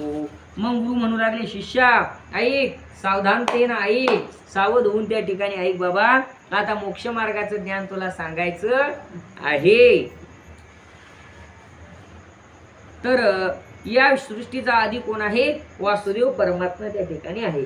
तो ज्ञान यज्ञमय सत्य तितिक्षा पुरुष शाश्वत ऐसा जाणी जे कृष्ण अनंत तैची मोक्ष पाविजे. ज्ञान यज्ञमय सत्य आहे तितिक्षा पुरुष आहे तोच खरा तेच मोक्षाचं स्वरूप आहे. हे कालचक्र आद्यंत भावाभाव विरहित जग भ्रमे जया आत ते कालचक्र ऐसे ब्रह्मविद बोलती तत्वज्ञानी मोक्ष पाविजेते. सृष्टी संहार आणि स्थिती करता देव एक. त्याच्यापासूनच सगळं सृष्टीची उत्पत्ती स्थिती लय ऐसिया ते जे जानती ते मोक्ष धिकारी सर्वार्थी त्याची प्रसादे युगांती. ऋषी वेदांत पावले त्याला एकाला जाणलं की मोक्ष प्राप्त झाला. आणि इतिहास पावले ऋषी भृगु पावला नीतिशास्त्राशी भारद्वाज धनुर्वेदासी पावला देखा. त्याच्या स्मरणानं सगळ्यांना ज्ञान झालं. म्हणजे वेगवेगळे वेद निर्माण झाले शास्त्र निर्माण झाले. त्या ऋषींना भृगु ऋषींनी नीतिशास्त्र लिहिलं भारद्वाजाने धनुर्वेद लिहिला. हे सकळ ज्ञान विज्ञान नारायणापासून पावले सकळ ऋषीगण आणि सुरासुरही. हे सगळं ज्ञान आदिनारायणापासून पुढे त्या ठिकाणी चालत आलं. संसार दुःख भेषजही पावले साधन उत्तम पायी जेवी दीपापासून पायी योजी जे दीप. तसं एका दिव्यापासून दुसरा दिवा लावला जातो. मग एका दिव्यानं दुसऱ्या दिव्याचा त्या ठिकाणी आधार घेतला. 2 दिवे प्रगट झाले. तिसरा चौथा असं दिव्या ज्योत से ज्योत जगाते चलो प्रेम की गंगा बहाते चलो. नाही का आपण दीपमाळ जर करायची असेल तर एका दिव्यानं दुसरा दुसऱ्यानं तिसरा सगळे दिवे प्रकाशित होतात. असं कधी होतं का पहिल्या दिव्यावर दुसरा दिवा लावला म्हणजे पहिल्याचा उजेड दुसऱ्यानं घेतला मग पहिल्याचा कमी झाला. कमी होत नाही उजेड तितका. तसं ज्ञान आहे. ज्ञान हे एकानं दुसऱ्याला दिलं तर ते कमी होत नाही उलट ते त्या ठिकाणी वाढत त्या ठिकाणी चालतं. तसं हे ऋषीमुनीपर्यंत त्या ठिकाणी ज्ञान आलेलं आहे. 5 विषय षडींद्रिये निवृत्ती की जे उपाय ज्ञानी अविद्या नाश होय तेव्हा पाविजे मोक्षाशी 5 विषय आणि 6 इंद्रिय. 6 इंद्रिय म्हणजे तू म्हणसाल 5 इंद्रिय ऐकले आम्ही, 6वं मन आहे. या मनासहित त्या ठिकाणी जे 6 इंद्रिय आहेत याची निवृत्तीशिवाय ज्ञान प्राप्त होत नाही. तव धर्म म्हणे भीष्मासी कर्म तरी या पुरुषाशी शुभाशुभ फळेसी योजित असे पुरुष करता ऐकी नाही हे मज सांगावे सर्वही. भीष्म म्हणे ऐकेसही इंद्र प्रल्हाद संवाद. पुन्हा उपप्रश्न की नेमका पुरुषा करता ऐकी नाही, मग त्याला जे मिळणाऱ्या कर्माचं फळ हे त्या ठिकाणी शुभाशुभ मिळतं, याचा करता कोण? मग त्या ठिकाणी भीष्म म्हणतात इंद्र प्रल्हादाचा संवाद आहे ऐका. जो समानमानी निंदा स्तुती स्वपर नाही जया चित्ती ऐसा प्रल्हाद तया प्रती इंद्र पुसता झाला. इंद्रानं प्रल्हादजींना विचारलेला आहे. प्रल्हाद कोणी सामान्य नाही, निंदा स्तुती ज्यांच्याकडे नाही असा तो प्रल्हाद. प्रल्हाद महाराज म्हणे पुरुष करता की अकर्ता. तो प्रल्हाद झाला बोलता की भूतांची प्रवृत्ती निवृत्तता न कळे कोणासी. जीवाची प्रवृत्ती निवृत्ती कळत नाही. मुक्त स्वभावी पुरुष जाणी प्रवृत्ती निवृत्ती प्रकृती गुणी पुरुष प्रयत्न काहीच जाणी. कर्मची प्रेरक कर्मच प्रेरक आहे, पुरुषाचे प्रयत्न त्या ठिकाणी प्रेरक नाही. पुरुष प्रयत्न प्रेरक नाही, कर्म प्रेरक आहे. प्रयत्नाचं निमित्त आहे फक्त, खरं पाहता मागचं कर्मच फळ देतो. प्रयत्नाचं फक्त निमित्त असतं. आपल्या प्रयत्नानं फळ प्राप्त होत नाही, प्रयत्नाचं निमित्त करावं लागतं. तुम्ही म्हणाल मग प्रयत्न करायचे की नाही? करायचे, ती नेमकी किल्ली द्यायची.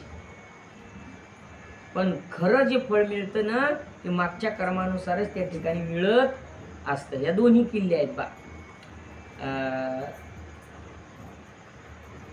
प्रयत्न आणि प्रारब्ध या 2 किल्ले आहेत फळप्राप्तीचे. ते बँकेत आपण पैसे आणायला जातो, ज्यावेळेस त्या कॅशियर जवळचे पैसे संपतात तेव्हा तो तिथून उठून आत जातो. तर तो आत गेल्यानंतर त्या ठिकाणी ते जे कपाट आहे ना ते कपाट त्याच्या जवळच्या चाबीनं उघडत नाही. तुम्हाला माहिती का ते त्याच्यासाठी परत काय करावं लागतात प्रयत्न माहिती आहे का तुम्हाला? मलाही माहित नाही, कारण मी काही बँकेत नाही. पण हे सांगायसाठी मी माहिती करून घेतली, ती तुम्हाला सांगतो.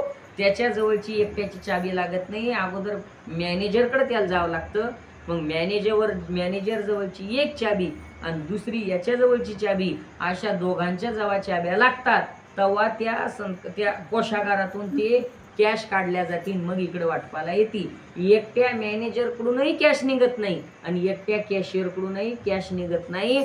सगळं प्रारब्धाच्या भरोश्यावर टाकसाल आणि झोपा काढसाल तरी फळ भेटत नाही. आणि नुसतं कर्म करत राहसाल आणि प्रारब्ध जर बलवत्तर नसेल तरी फळ मिळत नाही. दोन्ही एकत्र यावे लागतात, प्रयत्नही आणि प्रारब्धही. नाही तर आपले प्रयत्न का थोडे आहेत, पण आपल्या मनासारखं फळ भेटतं का? नाही, कारण प्रारब्धही तितकं बलवत्तर व्हावं लागतं. ज्याचं कर्म पण आणि प्रारब्ध पण दोघं बलवत्तर झाले की मग निमित्त लागतं. मग त्याने एखादा असा व्यवसाय सुरू करू द्या, लगेच बरोबर आहे.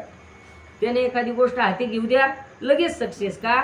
त्याचे प्रयत्नाचं निमित्त आणि प्रारब्ध बलवत्तर. आणि एखाद्यानं एकदा हे करून पाय, एकदा ते करून पाय, एकदा ते करून पाय, धंदे बदलता जिंदगी जाती त्याची, पण घराचे पत्र बदलणं होत नाही.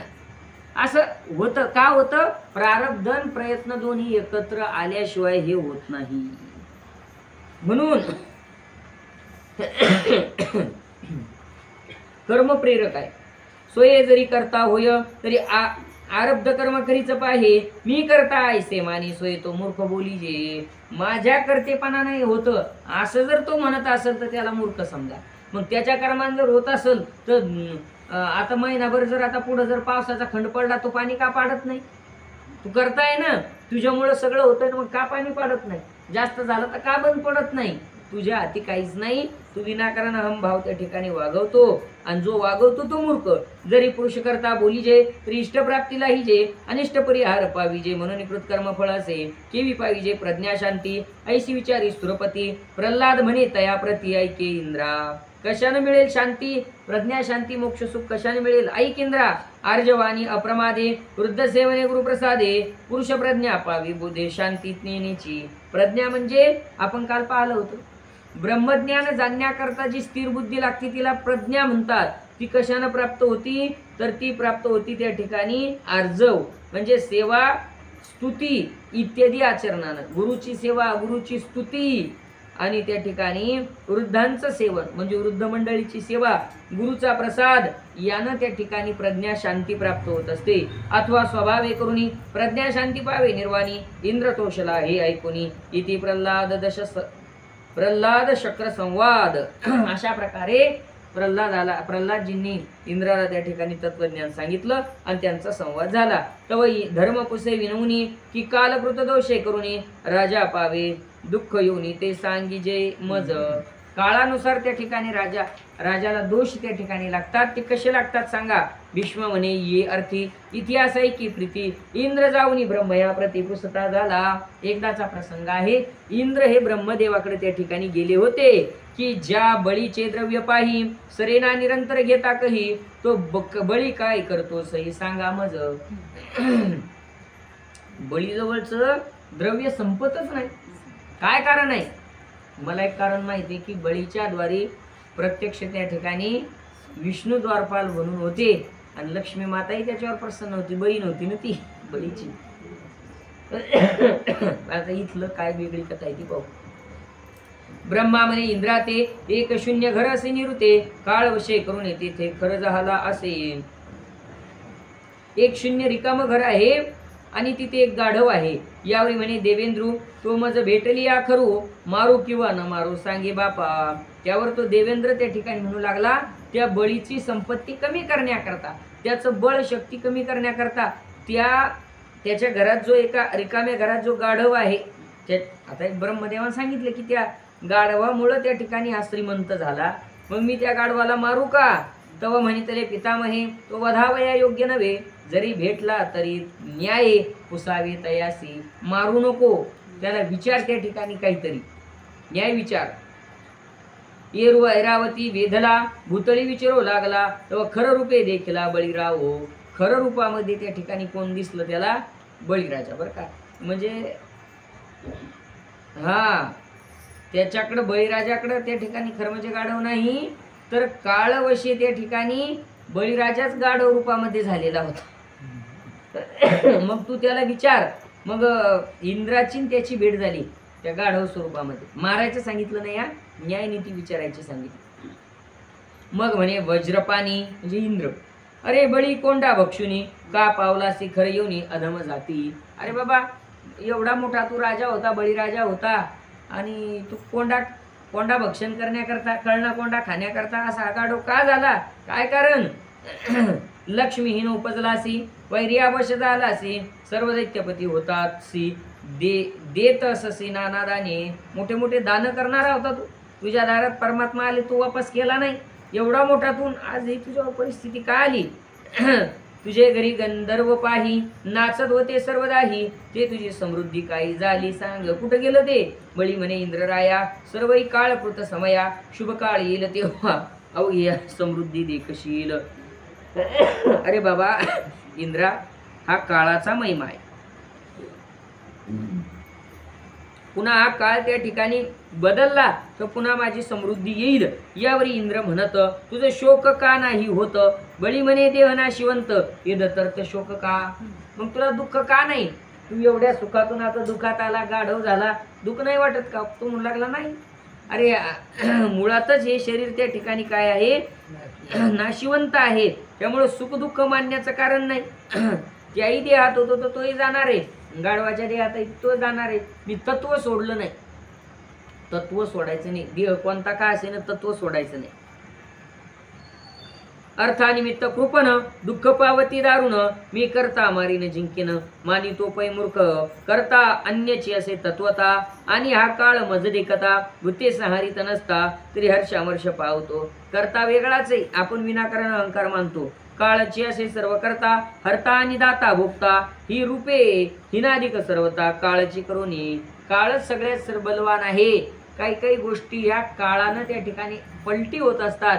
त्याच्यामुळे काही काही गोष्टी या काळाच्या अति सोपवून द्यायच्या असतात. काही काही गोष्टी आपल्याकडून बदलत. बरेचसे असे लोक आहेत त्यांना किती समजून सांगा काही करा पण ती त्यांचा स्वभाव सोडत नाही. मग अशा लोकांना काळाच्या ताब्यात द्यायचं. तुम्हाला आता काळ कुठून आणा. काळ म्हणजे सोडून द्यायचं. एक वेळ एक प्रसंग त्याच्यावर गेला की मग त्याच्यात बदल होतो. प्रसंग काळ एकच आहे.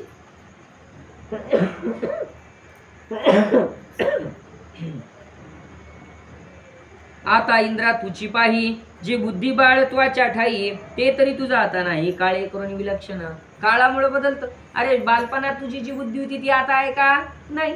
आता जी आपली तारुण्यात बुद्धी म्हातारपणात राहणार आहे का? नाही. हे पागल होणारच आहे. आता तारुण्यात आपण जेवढे चांगले असे राहणार आहोत का? नाही. म्हातारपणात आपण सुद्धा पागल होणारच आहोत. म्हणजे बुद्धी भ्रष्ट होत असते म्हातारपणामध्ये. म्हातारा जेवून त्या ठिकाणी वट्यावर बसतो. हा नाही ते नाही आपल्या हाती. जेवून म्हातारा असा वट्यावर बसतो. कोणीतरी येतं जेवले का पण ते तोंड कसं करतं आपला काय मिळे म्हणतो जेवून येईल असतं. म्हणजे बदवकर सांगतो सुनाचा लेकीचा. काहून? बुद्धी पागल झालेली असते. सगळं आयुष्य त्याचा बदवकर करण्यात जातं. ते जेवून येतं तरी ते बाहेर काय सांगतं मी जेवून आलेलो नाही. जाणून बुजून नाही पण बुद्धीच तशी त्या ठिकाणी. तुमची होईल माझी होईल पण परमात्म्याला हीच प्रार्थना आहे की देवा हे संसाराच्या नाल्या उपसून अशी पागल झाल्यापेक्षा तुझ्या परमार्थाची ओढ त्या ठिकाणी अशीच कायम राहू दे म्हणजे ती पागल होणार नाही. जवळसे बोलती दोन्ही तेव्हा बळी शरीरापासून लक्ष्मी निघाली तिथे देखून इंद्र विस्मित झाला. दोघांचा संवाद चालू. इंद्र आणि गाढवाच्या रूपातल्या बळीचा. त्या बळीच्या शरीरातून लगेच लक्ष्मी निघाली. इंद्र आश्चर्यचकित झाला. बळी प्रति म्हणे शक्र हे कवनाती सुंदर. पेरू म्हणे याचे उत्तर हेची देईल तुझं लागी. कोण आहे अति सुंदर सांग. त्याने सांगितलं तीच तुला उत्तर दिला. मग म्हणे हो कोण तुम्ही?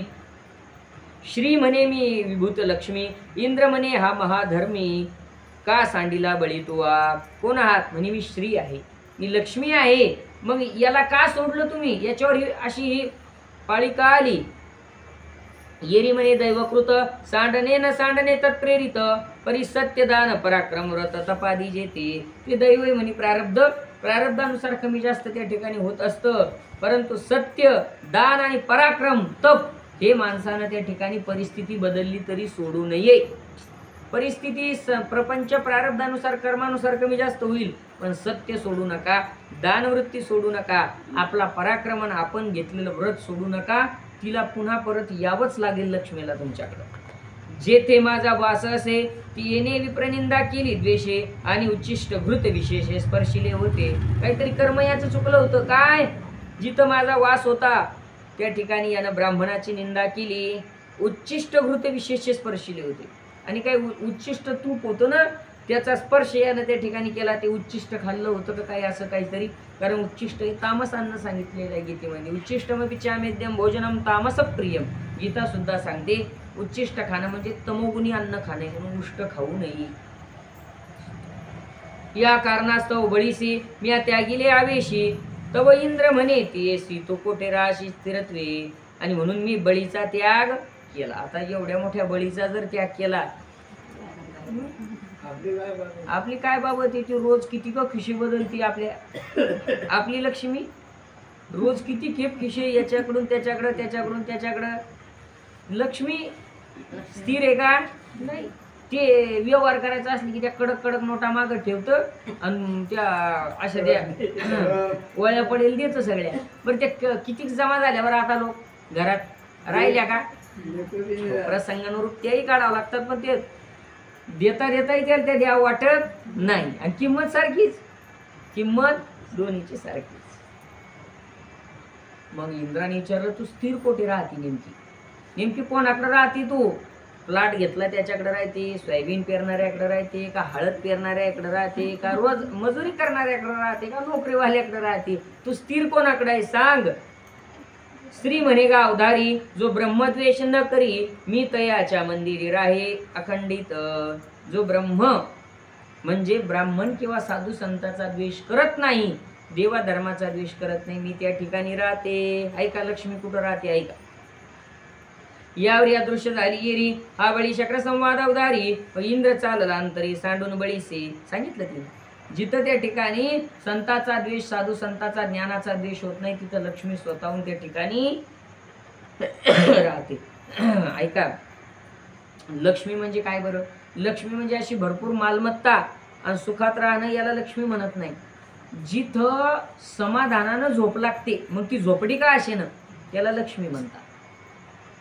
तुम्हाला असं नका वाटू दे की मोठा बंगला सगळी त्याची सोय व्यवस्था म्हणजे लक्ष्मी आहे. नाही, मोठा बंगला आहे आणि झोप लागायसाठी झोपेची गोळी घ्यावी लागते त्याला लक्ष्मी म्हणावं का? मग ती दरिद्री.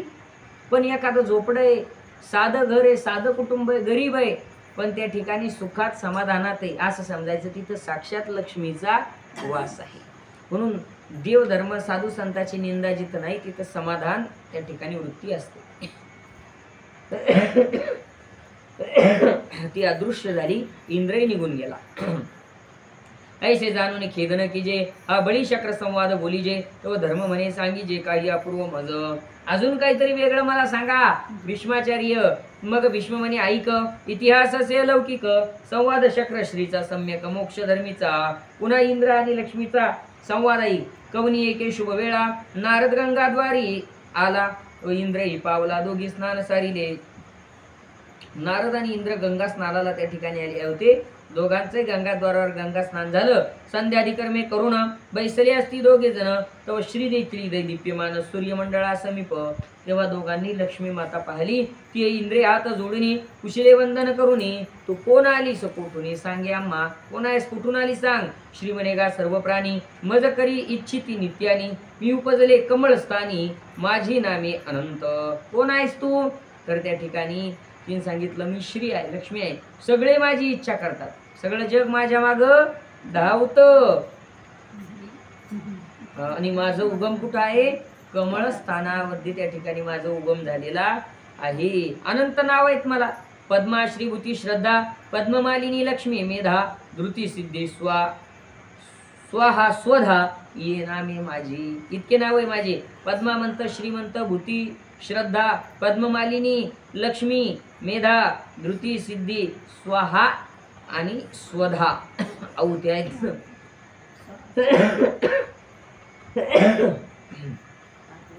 माझा विश्वास राज्य पराक्रमी सेनाग्री आणि ध्वजधर्मी या पाचाची हमी असे जाण. आणि जे विषयरहित सत्यवादी बुद्धिमंत दानशील ब्राह्मण्ययुक्त त्यांच्या गृही स्थैर्य मज. विषय सोडून आहे, सत्यवादी आहे, बुद्धिवान आहे, दानधर्म करणारे आहेत, त्यांच्या घरी मी स्थिर आहे. पहा लक्ष्मी कुठं स्थिर राहते त्याचं स्थान सांगितलं. शक्र म्हणे दैत्यगृही वास किम निमित्त पाही म्हणे मी स्वधर्म रक्षक सई म्हणून या. मग तिथं त्या बळीच्या घरी कशाला आहे ती. कारण तो तर असुर आहे. बळी हा कोण होता, राक्षस होता. तिनं सांगितलं मी स्वधर्म रक्षणा करता तिथे. म्हणजे आणि वासस्थाने ऐक धैर्यवंत ब्राह्मण पूजक अहिताग्नी अतिथी भजक स्वर्ग मार्ग जाणते. पुढचे स्थान वेगळे. निमित्त असं आहे दैत्याच्या घरी का राहते तर बळी जरी दैत्य कुळात जन्माला आला तरी तो त्या ठिकाणी दान धर्म करण्यामध्ये त्याचा हात कोणी धरू शकत नव्हतं. तुका म्हणे बळी जीव दिला पाया तळी आहे ना. इतका श्रेष्ठ आहे बळी म्हणून मी त्याच्या दारात आहे. अजून कुठं राहते. धैर्यवंत ब्राह्मण साधू संतांची पूजा करणारा अतिथीची सेवा करणारा आणि चांगल्या मार्गाने जाणारा. यज्ञशील दानाध्ययन स्वगृही करी गुरुदेव पूजन जित क्रोधशास्त्राध्ययन अनसूयक सुतभृत्य सचिव पालक वीर जितेंद्रिय संतुष्ट चित्त धर जो स्वय असे भक्तीपर तेथे वास माझा. यज्ञ दान धर्म क्रोधाला ज्यानं जिंकलेला आहे, जो त्या ठिकाणी दुसऱ्याचे दोष त्या ठिकाणी काढत नाही आणि इंद्रिय जिंकलेले संतुष्ट चित्त भक्ती करणारा तिथं लक्ष्मीचा वास आहे. प्रियवादी आणि कृतज्ञ करी पर्वकाळी स्नान अलंकृत सर्व गुण विहित कर्म करता. रात्री दधी सक्तून भक्षित ब्रह्मवादी घृत वर्जित दिवा निद्रा न करीत तथा निजे अर्धरात्री. मी कुठं राहते. जो रात्री त्या ठिकाणी दही आणि भात खात नाही त्याच्या घरी मी राहते. याचा अर्थ असा आहे रात्री दही भात खाऊ नाही. दही नव्हतेच का जुनी लोक पण भातही खायचा सांगितलेला नाही. त्याचं काही वैज्ञानिक काही कारण आहे. भात हा थंड आहे आणि रात्रीच्या वेळेला जठराग्नी हा मंद असतो. जेवढं दिवसा पचन होतं तेवढं रात्री पचन होत नाही. कारण रात्री चंद्रनाडी चालू असते, चंद्रनाडी, आणि त्याच्यामुळे जठराग्नी शांत असतो. आणि पहिलाच जठराग्नी रात्री शांत होईल आणि त्यात भात पुन्हा शांत. पण रात्रीच्या समयाला भात खाऊ नये.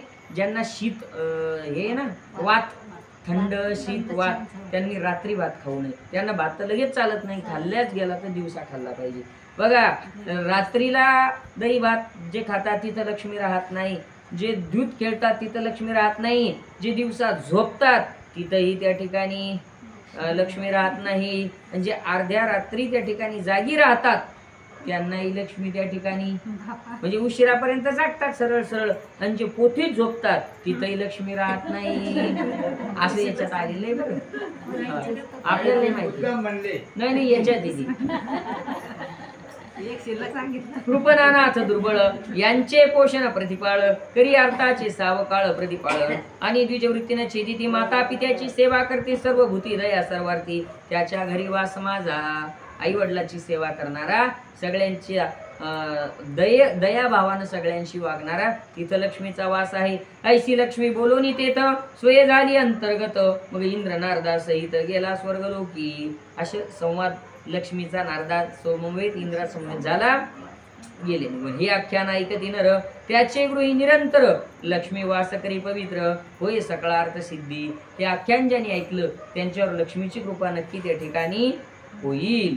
फक्त सांगा बरं, कबुली द्या की आम्ही ऐकल्यामुळं आम्हाला फायदा झाला, अशी कबुली तुम्ही द्या. शेवटच्या दिवशी तुमची कबुली मला भेटल की याच्यावर लक्ष्मीची कृपा झाली म्हणून दक्षिणा भरपूर.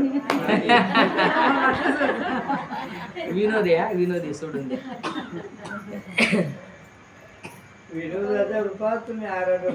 नाही नाही नाही, नेहमीच आहे आमचं खेळीमिळे वातावरण. ऐसा शांती परवी अगाध मोक्ष धर्म माझी प्रसिद्ध इंद्रलक्ष्मीचा संवाद अति पवित्रपणे निरूपणे यथार्थ करीत ऐसे बोलिला देवव्रत हेची वंशपायन सांगत जन्मे जयासी यानंतरे मोक्ष धर्म धर्मरायासी सांगेल भीष्म ते ऐकावे सप्रेम म्हणे मधुकर कवी. अजूनही मोक्ष धर्म बाकी बर का, तो आपल्याला ऐकायचा आहे. इति श्री कथा कल्पतरू त्रयोदशस्तवक मनोहरो इंद्रलक्ष्मी संवाद प्रकारू द्वादशाध्यायी कथेला श्री साम सदा शिवार्पणमस्तु. अशा प्रकारे कथा कल्पतरू ग्रंथातील 13व्या स्तबकातील 12वा अध्याय या ठिकाणी पूर्ण झाला. कुंडलिक वरदा विठ्ठल श्री ज्ञानदेव तुकाराम गोपाल कृष्ण भगवान की जय. लाल कुंडलिक वरदा हरि विठ्ठल श्री ज्ञानदेव तुकाराम पंढरीनाथ भगवान की जय. वक्रतुंड महाकाय सूर्यकोटि समप्रभ निर्विघ्नं कुरु मे देव सर्वकार्येषु सर्वदा. गुरुर्ब्रह्मा गुरुर्विष्णु गुरुर्देवो महेश्वरा गुरुर्साक्षात् परब्रह्म तस्मै श्री गुरुवे नमः. या कुंदेन्दु तुषारहार धवला या शुभ्रवस्त्रामृता या विनावरदंड मंडितकरा या श्वेतपद्मासना या ब्रह्माच्युत शंकर प्रभृतिभिर देवै सदा वंदिता. सा मां पातु सरस्वती भगवती निःशेषजाड्यापहा. महायोगपीठे तटे भीमरत्यां वरं पुण्डरीकाय दातुं मुनीन्द्रैः समागत्य तिष्ठन्तमानन्दकन्दं परब्रह्मलिङ्गं भजे पाण्डुरङ्गं. कैलासराना शिवचंद्रमौळी वनेन्द्रमाथा मुकुटी झळाळी कारुण्य सिंधो भवदुःखहारी तुझलीन शंभो मजपूर्ण तारी. दिगंबराय दिव्याय दिव्यरूपधराय च सदोदित परब्रह्म दत्तात्रय नमोस्तुते. मनोजवं मारुतं तुल्यवेगं जितेन्द्रियं बुद्धिमतां वरिष्ठं वातात्मजं वानरायूथमुख्यं श्रीरामदूतं शरणं प्रपद्ये सर्वमङ्गलमाङ्गल्ये शिवे सर्वार्थसाधिके शरण्ये त्र्यंबके गौरी नारायणी नमोस्तुते। प्रथम नमन करू गणनाथा उमाशंकराची सुता चरणावरी घेऊन माथा साष्टांगी आता दंडवत। दुसरी बंधू शारदा जे चतुराननाची आत्मदा वाक्सिद्धी पालिके सहजा तिच्या चरणोजा दंडवत। आता बंधुदेव ब्राह्मण ज्यांचे निपुण्य पावन प्रसन्न होते श्रोते जनतया माझे नमन दंडवत। आता नमो साधू सज्जन नित्य हृदय हरीचे ध्यान विठ्ठल नाम उच्चारिती जनतया माझे नमन दंडवत। आता नमो रंगभूमिका कीर्तने उभी होती लोका टाळ मृदंग श्रोते देखा तया